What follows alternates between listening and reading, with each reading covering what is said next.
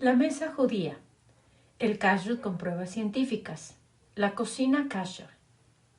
La cocina también debe ser kosher, lo que significa que todos los utensilios y superficies para la preparación de comida son utilizados únicamente para alimentos kosher y que deben usarse cocinas, ollas, cuchillos, vajilla, mesadas y manteles separados para carne y leche. El concepto de la cocina kosher se basa en seguir ciertas reglas y restricciones en la selección y preparación de alimentos y en la manera en que se usan los utensilios y electrodomésticos en la cocina. Es importante mencionar que cualquier cocina se puede hacer kosher, ya sea una cocina moderna o una cocina antigua de los años 20, y ya sea grande o pequeña. Lo importante es hacer los ajustes necesarios para adaptarla a las prácticas kosher. Sacar de la casa los alimentos prohibidos. Antes de que hagas la transición a la cocina kosher, debes descartar todos los alimentos que hayas preparado previamente en la cocina que no sea kosher. La comida kosher que consumes para seguir siendo kosher no puede haber estado en contacto con alimentos que estén prohibidos para su consumo. El momento en que un producto kosher entra en contacto con un alimento prohibido, el producto kosher pierde su cualidad y se convierte en un alimento prohibido para su consumo. La kasherización. La kasherización es el proceso de limpiar y purificar los utensilios y electrodomésticos que usaste antes de empezar a llevar este estilo de vida. Los materiales que no pueden ser kasherizados son cualquier tipo de cerámica o barro cocido. Eso incluye porcelana, arcilla y enamel. Vidrio, cualquier material que se derive de este o que lo use como recubrimiento. Plástico y cualquier material sintético como el teflón. En cuanto al metal, la madera, el hule, la tela y cualquier piedra no porosa como el mármol pueden ser kasherizados si cumplen con los demás requerimientos. Para que el proceso de kasherización sea válido, uno debe poder limpiar extensivamente toda la superficie del objeto. Por ello, objetos porosos con ranuras o cuellos tubulares angostos que imposibilitan el acceso a ciertas áreas del objeto no pueden ser kasherizados. Por ejemplo, un colador, una esponja, un cepillo o utensilios de 2 piezas donde uno no puede acceder a la superficie donde están unidas, por ejemplo, entre el mango de un cuchillo y la hoja, no pueden ser kasherizadas. Lo mismo sucede con artefactos de varias piezas que hayan sido pegados. No pueden ser kasherizados. El proceso de kasherización se divide en 2 etapas. La primera es la limpieza y la segunda la purificación. Limpieza. En la primera etapa, uno debe de limpiar todos los utensilios a kasherizar. Debe quitar cualquier resto ajeno al material, como signos de oxidación, grasa, comida, suciedad, depósitos de calcio y cualquier otro elemento sobrepuesto en la superficie. Si el artefacto tiene dientes, debe de limpiarse cada uno cuidadosamente. Después de este paso, se deben dejar reposar 24 horas antes de iniciar el proceso de purificación. Purificación. En esta etapa es donde finalmente los utensilios terminan soltando cualquier resto del material absorbido que quede en ellos. La purificación se llevará a cabo sometiendo los utensilios al mismo proceso bajo el cual absorbieron el material indeseado. Funciona bajo el principio de que aquello que fue absorbido en determinada manera también puede ser expulsado bajo las mismas condiciones. Por ejemplo, una olla que fue usada para hervir pollo será purificada a través de agua hirviendo. Un sartén que fue usado para asar carne será puesto al rojo vivo. Hagalá. Purificación por medio de ebullición. A la primera forma de purificación, aquella que se hace con agua hirviendo, se le llama agalar. Se usa con objetos pequeños como ollas, recipientes o cubiertos y materiales que resistan el agua hirviendo como madera, metal, piedra o hueso. Si el objeto se desbarata al entrar en contacto con el agua hirviendo, no puede ser cacherizado. Asimismo, si tiene ranuras sumamente profundas que no pueden ser limpiadas correctamente y que el agua no las puede alcanzar. La forma correcta de llevar a cabo este proceso es la siguiente.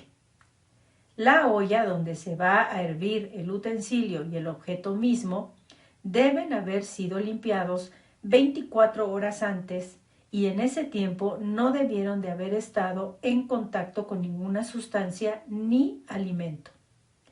Se llena de agua y se lleva al punto de ebullición. El agua debe hervir con fuego alto y producir numerosas burbujas rápidas y grandes. Una vez que está en ese estado, se sumerge el objeto a purificar.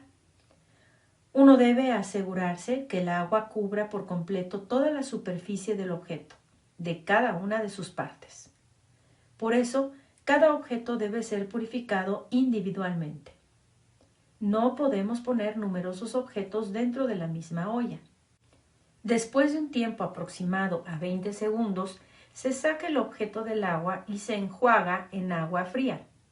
Si el objeto es tan grande que no cabe dentro de la olla, este proceso se puede hacer por partes, sumergiendo un lado del objeto en el agua hirviendo 20 segundos, volteándolo con pinzas y sumergiendo al mismo tiempo el lado faltante. Si se trata de una olla o recipiente aún más grande que no pueda ser puesta sobre otra olla por su tamaño, también se usa agua hirviendo para purificarla, pero se hace a través de un proceso distinto. Primero se llena la olla con agua hasta el tope, después de haber sido limpiada y reposado 24 horas. Se calienta una piedra grande o un pedazo de metal al rojo vivo. Con unas pinzas se mete el pedazo de metal y de carbón de tal manera que el agua hirviendo se derrame de la olla. Libún, la purificación por medio del fuego. Ambos procesos sirven únicamente para utensilios que no tuvieron contacto con el fuego directamente o que se usaron con agua para cocinar. Los utensilios que se usaron para cocinar a través del calor, que transmiten como sartenes, parrillas, hornos y espátulas, usan un proceso distinto conocido con el nombre de libún. Este consiste en someter al fuego directo el objeto que se quiere purificar y llevar al rojo vivo la superficie del mismo. Se hace con un soplete o con carbones calientes. Si el objeto es suficientemente pequeño, se puede hacer con hornos que aguanten esas temperaturas. Objetos que estuvieron en contacto con el alimento indeseado a la hora de ser cocinado a través del fuego, como una espátula, y que son de materiales inflamables como la madera, no pueden ser cacherizados. En ocasiones se usan ambos procesos, tanto la agalar, purificación a través de ebullición, como el libún. Esto sucede cuando existen objetos que por sus condiciones y tamaño podrían ser purificados con agua hirviendo, pero que tienen partes pequeñas o encubiertas a las cuales el agua no puede penetrar. El objeto o esa zona se lleva al rojo vivo un tiempo y después se purifica con agua hirviendo.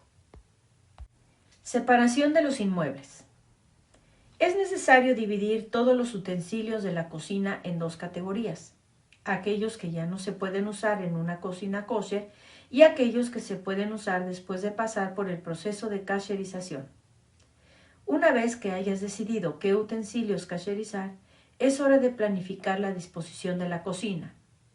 Aunque es ideal tener 2 fregaderos, 2 estufas y áreas de trabajo separadas para carnes y lácteos, no es una necesidad.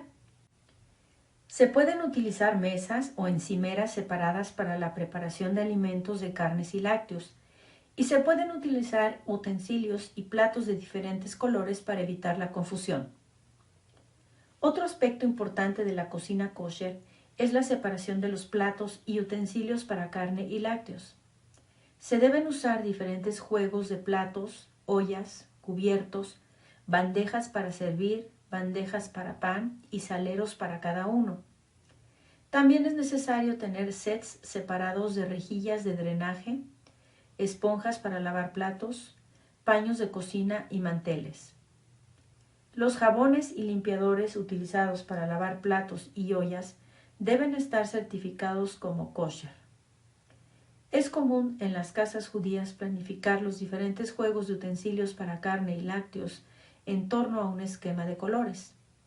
Un ejemplo tradicional es usar rojo para carne y azul para lácteos. Las rejillas de drenaje, esponjas y paños de cocina son elementos clave en este sistema de colores. Es importante elegir tu propio esquema de colores y usarlo como recordatorio para ti mismo y para cualquier otra persona que trabaje en tu cocina. A la hora de cocinar, se deben tomar medidas para evitar la mezcla accidental de productos lácteos y cárnicos. En la cocina kosher se recomienda tener 2 hornos separados. Si esto no es posible, se pueden utilizar las diferentes funciones de un horno para cocinar alimentos separados. También se pueden utilizar parrillas portátiles para cocinar alimentos de diferentes categorías. Si se cocina carne y productos lácteos en el mismo horno, se deben cocinar por separado y limpiar muy bien el horno antes de cambiar de categoría. El horno y la parrilla deben ser limpiados antes y después de su uso, y los alimentos deben colocarse en papel de aluminio o bandejas separadas. Además, se deben etiquetar los recipientes y utensilios para distinguir entre productos lácteos y cárnicos. Los utensilios que se utilizan para ambos tipos de alimentos, como cuchillos o espátulas, deben tener un marcador o distintivo para diferenciarlos. También se pueden utilizar diferentes diseños o colores para distinguir entre productos lácteos y cárnicos. El fregadero es otro elemento importante en la cocina kosher. Si es posible, se deben utilizar 2 fregaderos separados, uno para lavar los platos de carne y otro para lavar los platos de lácteos. Si solo hay un fregadero disponible, se debe limpiar completamente antes de lavar los platos de otro tipo de alimento. Además, se deben utilizar diferentes esponjas, paños y cepillos para lavar los platos de carne y lácteos. Mantener una cocina kosher es un proceso riguroso que requiere mucha atención al detalle y planificación. Y producir numerosas burbujas rápidas y grandes. Una vez que está en ese estado, se sumerge el objeto a purificar. Uno debe asegurarse que el agua cubra por completo toda la superficie del objeto, de cada una de sus partes. Por eso, cada objeto debe ser purificado individualmente. No podemos poner numerosos objetos dentro de la misma olla. Después de un tiempo aproximado a 20 segundos, se saca el objeto del agua y se enjuaga en agua fría. Si el objeto es tan grande que no cabe dentro de la olla, este proceso se puede hacer por partes, sumergiendo un lado del objeto en el agua hirviendo 20 segundos, volteándolo con pinzas y sumergiendo al mismo tiempo el lado faltante. Si se trata de una olla o recipiente aún más grande que no pueda ser puesta sobre otra olla por su tamaño, también se usa agua hirviendo para purificarla, pero se hace a través de un proceso distinto. Primero, se llena la olla con agua hasta el tope, después de haber sido limpiada y reposado 24 horas. Se calienta una piedra grande o un pedazo de metal al rojo vivo. Con unas pinzas se mete el pedazo de metal y de carbón de tal manera que el agua hirviendo se derrame de la olla. Libún, la purificación por medio del fuego. Ambos procesos sirven únicamente para utensilios que no tuvieron contacto con el fuego directamente o que se usaron con agua para cocinar. Los utensilios que se usaron para cocinar a través del calor que transmiten como sartenes, parrillas, hornos y espátulas, usan un proceso distinto conocido con el nombre de libún. Este consiste en someter al fuego directo el objeto que se quiere purificar y llevar al rojo vivo la superficie del mismo. Se hace con un soplete o con carbones calientes. Si el objeto es suficientemente pequeño, se puede hacer con hornos que aguanten esas temperaturas. Objetos que estuvieron en contacto con el alimento indeseado a la hora de ser cocinado a través del fuego, como una espátula, y que son de materiales inflamables como la madera, no pueden ser cacherizados. En ocasiones se usan ambos procesos, tanto la agalar, purificación a través de ebullición, como el libún. Esto sucede cuando existen objetos que por sus condiciones y tamaño podrían ser purificados con agua hirviendo, pero que tienen partes pequeñas o encubiertas a las cuales el agua no puede penetrar. El objeto o esa zona se lleva al rojo vivo un tiempo y después se purifica con agua hirviendo. Separación de los inmuebles. Es necesario dividir todos los utensilios de la cocina en dos categorías: aquellos que ya no se pueden usar en una cocina kosher y aquellos que se pueden usar después de pasar por el proceso de kasherización. Una vez que hayas decidido qué utensilios kasherizar, es hora de planificar la disposición de la cocina. Aunque es ideal tener 2 fregaderos, 2 estufas y áreas de trabajo separadas para carnes y lácteos, no es una necesidad. Se pueden utilizar mesas o encimeras separadas para la preparación de alimentos de carnes y lácteos, y se pueden utilizar utensilios y platos de diferentes colores para evitar la confusión. Otro aspecto importante de la cocina kosher es la separación de los platos y utensilios para carne y lácteos. Se deben usar diferentes juegos de platos, ollas, cubiertos, bandejas para servir, bandejas para pan y saleros para cada uno. También es necesario tener sets separados de rejillas de drenaje, esponjas para lavar platos, paños de cocina y manteles. Los jabones y limpiadores utilizados para lavar platos y ollas deben estar certificados como kosher. Es común en las casas judías planificar los diferentes juegos de utensilios para carne y lácteos en torno a un esquema de colores. Un ejemplo tradicional es usar rojo para carne y azul para lácteos. Las rejillas de drenaje, esponjas y paños de cocina son elementos clave en este sistema de colores. Es importante elegir tu propio esquema de colores y usarlo como recordatorio para ti mismo y para cualquier otra persona que trabaje en tu cocina. A la hora de cocinar, se deben tomar medidas para evitar la mezcla accidental de productos lácteos y cárnicos. En la cocina kosher se recomienda tener 2 hornos separados. Si esto no es posible, se pueden utilizar las diferentes funciones de un horno para cocinar alimentos separados. También se pueden utilizar parrillas portátiles para cocinar alimentos de diferentes categorías. Si se cocina carne y productos lácteos en el mismo horno, se deben cocinar por separado y limpiar muy bien el horno antes de cambiar de categoría. El horno y la parrilla deben ser limpiados antes y después de su uso, y los alimentos deben colocarse en papel de aluminio o bandejas separadas. Además, se deben etiquetar los recipientes y utensilios para distinguir entre productos lácteos y cárnicos. Los utensilios que se utilizan para ambos tipos de alimentos, como cuchillos o espátulas, deben tener un marcador o distintivo para diferenciarlos. También se pueden utilizar diferentes diseños o colores para distinguir entre productos lácteos y cárnicos. El fregadero es otro elemento importante en la cocina kosher.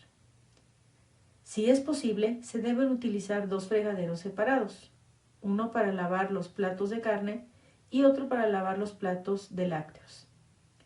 Si solo hay un fregadero disponible, se debe limpiar completamente antes de lavar los platos de otro tipo de alimento. Además, se deben utilizar diferentes esponjas, paños y cepillos para lavar los platos de carne y lácteos. Mantener una cocina kosher es un proceso riguroso que requiere mucha atención al detalle y planificación. Cocina kosher y aquellos que se pueden usar después de pasar por el proceso de kasherización. Una vez que hayas decidido qué utensilios kasherizar, es hora de planificar la disposición de la cocina. Aunque es ideal tener 2 fregaderos, 2 estufas y áreas de trabajo separadas para carnes y lácteos, no es una necesidad. Se pueden utilizar mesas o encimeras separadas para la preparación de alimentos de carnes y lácteos, y se pueden utilizar utensilios y platos de diferentes colores para evitar la confusión. Otro aspecto importante de la cocina kosher es la separación de los platos y utensilios para carne y lácteos. Se deben usar diferentes juegos de platos, ollas, cubiertos, bandejas para servir, bandejas para pan y saleros para cada uno. También es necesario tener sets separados de rejillas de drenaje, esponjas para lavar platos, paños de cocina y manteles. Los jabones y limpiadores utilizados para lavar platos y ollas deben estar certificados como kosher. Es común en las casas judías planificar los diferentes juegos de utensilios para carne y lácteos en torno a un esquema de colores. Un ejemplo tradicional es usar rojo para carne y azul para lácteos. Las rejillas de drenaje, esponjas y paños de cocina son elementos clave en este sistema de colores. Es importante elegir tu propio esquema de colores y usarlo como recordatorio para ti mismo y para cualquier otra persona que trabaje en tu cocina. A la hora de cocinar, se deben tomar medidas para evitar la mezcla accidental de productos lácteos y cárnicos. En la cocina kosher se recomienda tener 2 hornos separados. Si esto no es posible, se pueden utilizar las diferentes funciones de un horno para cocinar alimentos separados. También se pueden utilizar parrillas portátiles para cocinar alimentos de diferentes categorías. Si se cocina carne y productos lácteos en el mismo horno, se deben cocinar por separado y limpiar muy bien el horno antes de cambiar de categoría. El horno y la parrilla deben ser limpiados antes y después de su uso, y los alimentos deben colocarse en papel de aluminio o bandejas separadas. Además, se deben etiquetar los recipientes y utensilios para distinguir entre productos lácteos y cárnicos. Los utensilios que se utilizan para ambos tipos de alimentos, como cuchillos o espátulas, deben tener un marcador o distintivo para diferenciarlos. También se pueden utilizar diferentes diseños o colores para distinguir entre productos lácteos y cárnicos. El fregadero es otro elemento importante en la cocina kosher. Si es posible, se deben utilizar 2 fregaderos separados, uno para lavar los platos de carne y otro para lavar los platos de lácteos.